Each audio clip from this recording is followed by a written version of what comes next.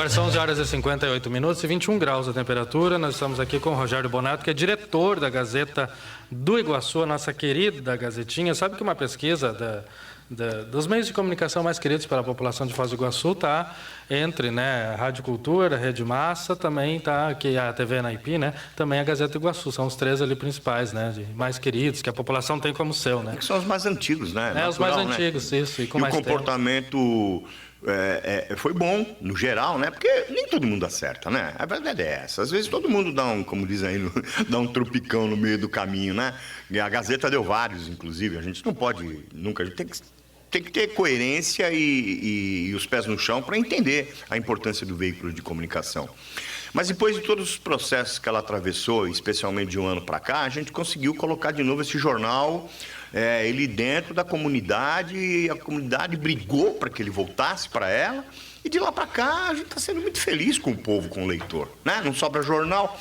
Há algum tempo tinha jornal lá, para todo mundo comprava mais jornal para fazer cama para cachorrinho do que para ler.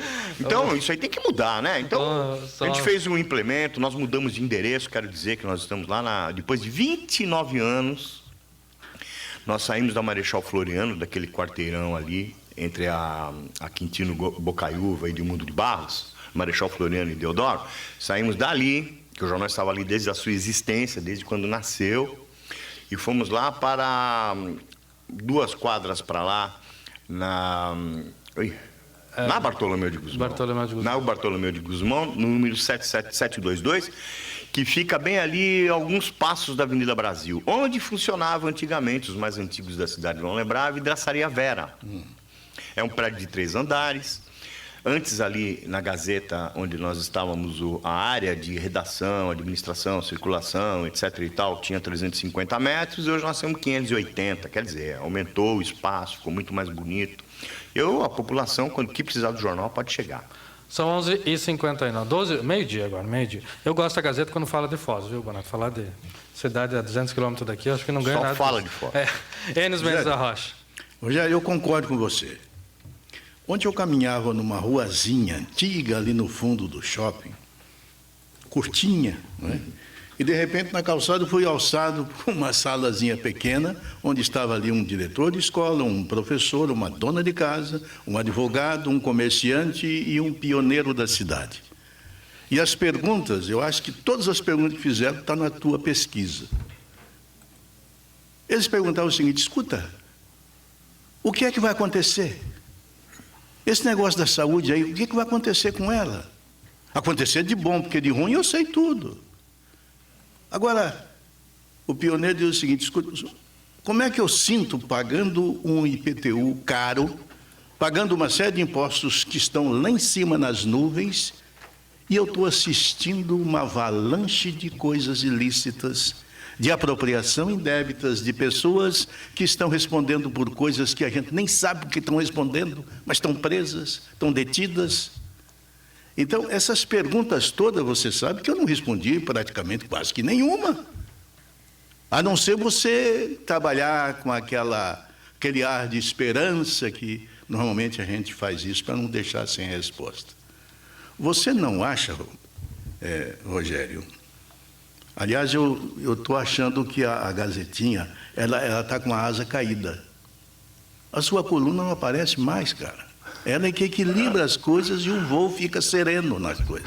Obrigado, senhor Enes. Mas é que às vezes não dá tempo. Deixa eu terminar essa mudança. Fazendo 2 mudanças, mudando a estrutura redacional do jornal comercial e mudando a gráfica. São 2 mudanças assim que não tem para nada, tempo para nada. Eu não tenho tempo nem para ler essa coluna do Corvo aí. Eu brigo com todo mundo lá no dia seguinte, porque eu não consigo ler. Eu estou na parte...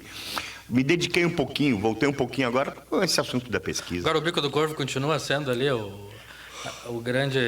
a página ali, eu acho que mais lida da Gazeta. O Bico do Corvo, ele é... Desculpa, não vamos devagar, que é interessante esse questionamento que o senhor Enes fez, mas só o Bico do Corvo é o seguinte: o leitor, ele é levado pela informação de acontece, de fuxico, entendeu? De bastidores, todo mundo procura isso. Os jornais que mais circulam no Brasil são os jornais dedicados a isso, as revistas são dedicadas a isso. É natural que um jornal como a Gazeta tenha lá uma seção dedicada a isso. Mas o Bico do Corvo, ele é simplesmente campeão por pesquisa, campeão de leitura.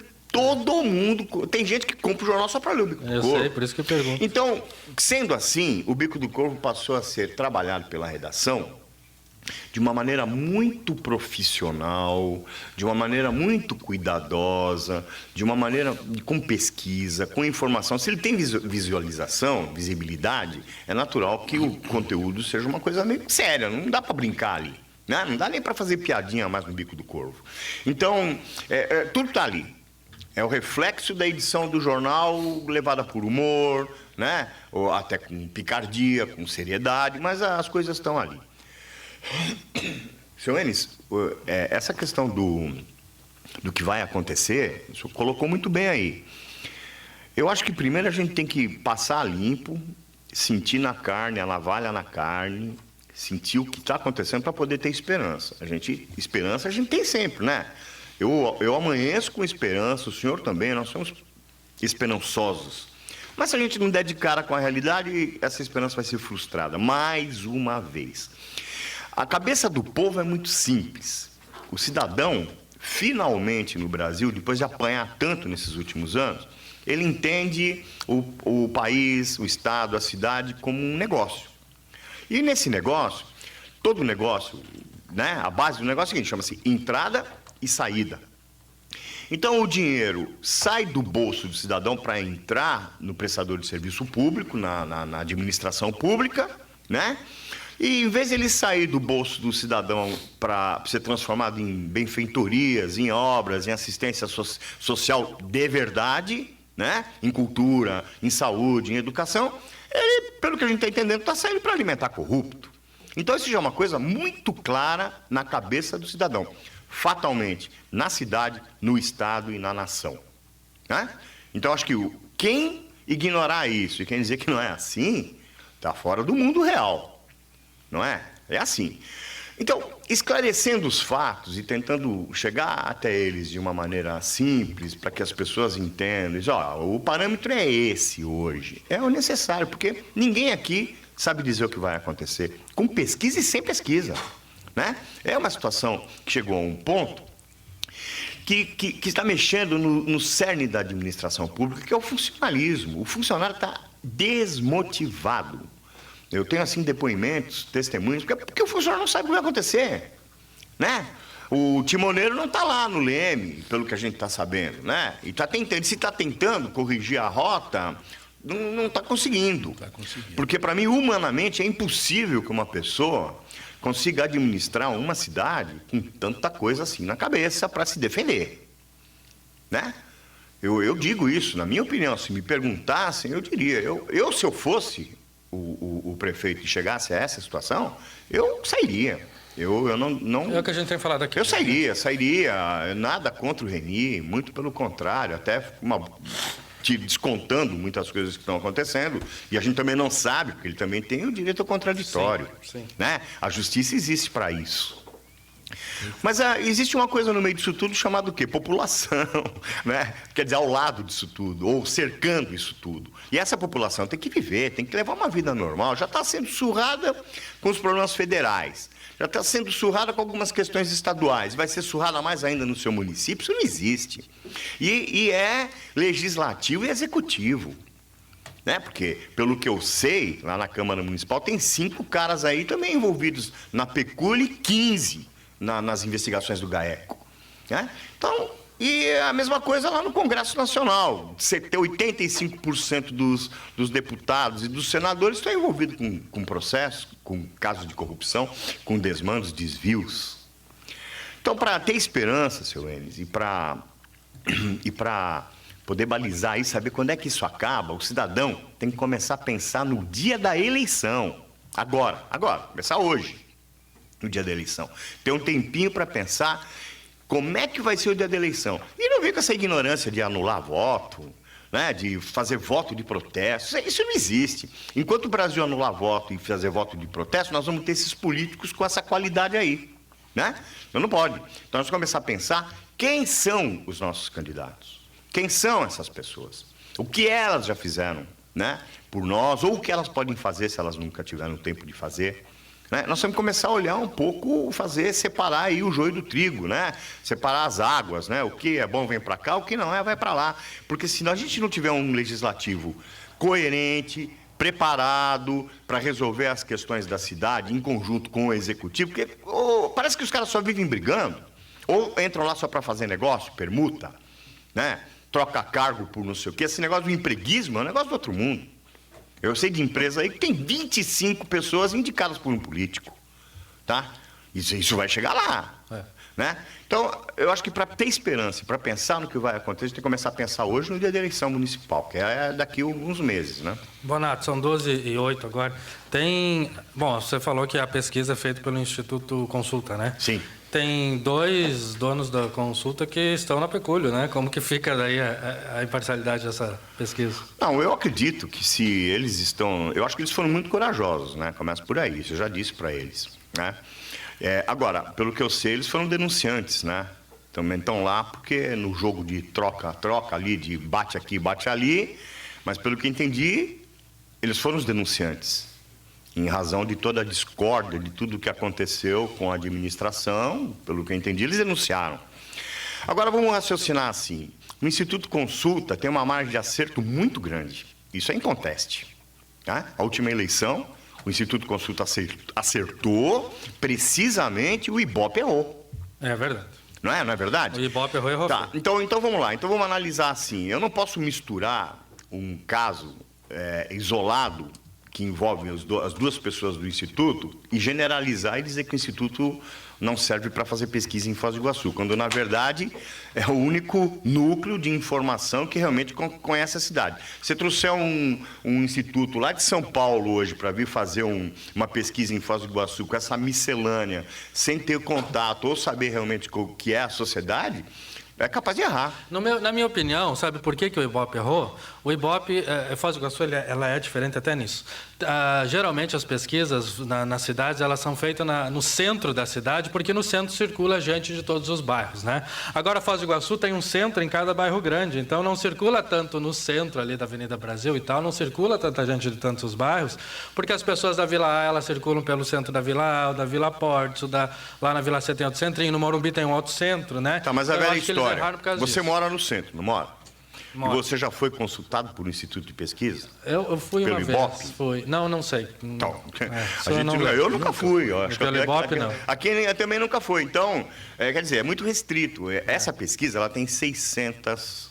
uma colheita de 600 opiniões, tá? 600 pessoas foram ouvidas em todos os bairros da cidade. O que dá para ter uma boa ideia. O que dá para ter uma boa abordagem do que realmente está acontecendo e do que as pessoas pensam. Você vai me perguntar, ninguém vai berrar? Vai ter berro, vai ter contestação, vai ter gente que não vai concordar, mas é assim. Geralmente quem aparece mais atrás sempre diz que a pesquisa está errada. Mas olha, mas eu vou te falar uma coisa, nesse consciente, no que se formou, no que... Eu não sei quem está mais atrás e quem está mais à frente, né? Mas levando em conta tudo que está acontecendo, sempre quem tem a menor rejeição, não é? E às vezes até a pessoa não precisa nem ser tão conhecida, se ela não é conhecida, naturalmente ela não tem uma rejeição, é quem pode ter chance num processo eleitoral desse, né? Porque a briga eu vejo assim, o seu Enes já foi presidente lá da Câmara Municipal, já foi vereador e acompanha isso como todo mundo. A renovação, ela era difícil, ela foi difícil, porque existia um modus operandi do político, que foi totalmente destruído, né? Daqui para frente. E eles são perdidos, né? Foi destruído. Então, eu não sei se fazer. esse político que vai para a reeleição vai conseguir convencer o eleitor dele a votar nele de novo. Né? Acho que nem dando cesta básica, dentadura, ou sei lá o que eles dão, né? Para tentar convencer. Acho que mudou, alguma coisa mudou na cabeça da pessoa. Mudou, não é possível que nada tenha mudado, nada tenha acontecido. Né? Então, quando você fala assim, o novo... porque se tem um grande pedido de renovação, naturalmente alguém vai procurar ou o político que realmente trabalhou, executou e foi bom, né? Ou novo, se não tiver, ou essas pessoas não puderem participar. Rogério, eu li aquele artigo que foi publicado na Gazetinha de ontem, pelo jornalismo da Gazeta, e além de algumas linhas que foram ali comentadas que a pesquisa iria se aprofundar, existe também uma correlação com a economia da cidade, alguma coisa assim parecido, de que esse imbróglio todo que está rodando aí, além de um atraso em questões de obras públicas, porque você tem que corrigir lá na frente o que foi mal feito, o que não foi feito, né? E o que ficou devendo para o futuro. Quer dizer, é uma série de coisas que têm que ser corrigidas e isso vai levar tempo. Parece que é uma preocupação da pesquisa Mas também, a pesquisa, essa relação. ela aborda isso sim. Primeiro, ela aborda a tarifa pública. O que o cidadão acha do IPVA, do IPTU, da conta de luz, de água, do telefone, etc. e tal. Primeiro, ela aborda isso. E depois, ela aborda o seguinte: se tem uma crise, de quem é a culpa? De quem é a culpa? Eu sei que nessa crise violenta que tem aí, se alguém me perguntasse, eu teria essa resposta na ponta da língua. Nessa crise violenta que o Brasil tem, as cidades estão muito bem, ué. Por quê? Porque as pessoas lá naquelas cidades, apesar da crise mundial e nacional, tiveram o quê? Criatividade, capacidade, ação, reação, para não deixar que a crise afetasse aquele município, né? Foram ágeis. Substituíram pessoas, pensaram no atendimento público, né? Foram nivelando o problema, fazendo ele desaparecer, né? Ou quase desaparecer. Quer dizer, não deixaram os problemas crescerem, pelo menos. Então você vai aí na rua e pergunta assim: de quem é a culpa? Aí nós vamos ter um resultado, né? Agora, eu acho que para fazer uma pesquisa, a gente não pode colocar 500 perguntas numa pesquisa, que a gente não vai conseguir chegar a um resultado, ele pulveriza muito, né? Então, acho que, para início, abordando a questão econômica da cidade, né? O que o cidadão pensa com relação a tarifas públicas, o que o cidadão pensa com desenvolvimento, crise, etc., já é o suficiente. E depois o lado social, né? Como as pessoas estão, como é que funciona a cabeça das pessoas numa crise? Né? Ao que elas atribuem o problema? Quem é que colocou esse pepino na mão da gente? Por que isso aconteceu? Né? Elas vão imaginar o porquê. Quem você sabe, porque você não sabe. Quer dizer, a pesquisa vai revelar. Eu acho que está na hora de a gente tratar desse assunto com um pouco mais de seriedade. A dona Ivete, lá do Porto Belo, está escutando aqui, Bonato. Ela disse que o novo já decepcionou também, né? Muitas vezes não. Dona a pessoa Ivete, não tem como adivinhar. Né? Dona Ivete tem razão. E ela está coberta mesmo de razão, porque nós já tivemos o novo decepcionou, mas é uma questão de os novos e os velhos hoje estão sendo desnudados perante a opinião pública. Então, quantos novos nós conhecemos que seriam potenciais candidatos nessa eleição, como alguns dos quais estão na prisão, tá? Ele não era novo, não chegou a se lançar, mas a justiça andou mais rápido, a polícia andou mais rápido. Então, está mais fácil identificar entre os novos quais são os novos mocinhos e quais são os novos bandidos. A nossa chance de acertar hoje é maior do que há 4 anos atrás. E o velho a gente já conhece, o novo dá para arriscar, né? O velho, quando ele não é... Não que não, quando não o velho, que não quando tenha ele não gente é... boa, Existem né? duas coisas aí no velho. Não tem coisa de mais ou menos, não existe mais ou menos. Político mais ou menos é que nem mulher grávida, né? Tá mais ou menos grávida? Não tá. Ou tá ou não tá. Na verdade, o cidadão é mais ou menos honesto. Pô, não existe isso. Ou ele é honesto ou ele não é honesto. Né? Então, as pessoas sabem. O cara que faz... Que é competente e o cara que é incompetente. É por aí, mais ou menos, que funciona a coisa. Acho que o povo não tem paciência para ficar discernindo, é mais ou menos isso, mais ou menos aquilo. Né? Muito bem, 217, tem alguma coisa aí do WhatsApp, Júlio? O nosso ouvinte que fez antes, o Ricardo, disse que está muito boa a entrevista, gostou da entrevista aqui com o Rogério Bonato. E uma pergunta... de um outro ouvinte aqui falando o que os vereadores que aprovaram a permanência do prefeito estão fazendo a esse respeito, a questão do descaso da saúde, né, que a gente falou anteriormente. Eu acho que tem que cobrar também da Câmara, né, Enes, o que está acontecendo na saúde, essa situação toda que a gente vem falando já há umas 2 semanas, né? Os vereadores têm que cobrar, têm que ficar em cima, afinal eles são os fiscais do povo, né? Toda ação social, e principalmente nesta área, passa pela Câmara.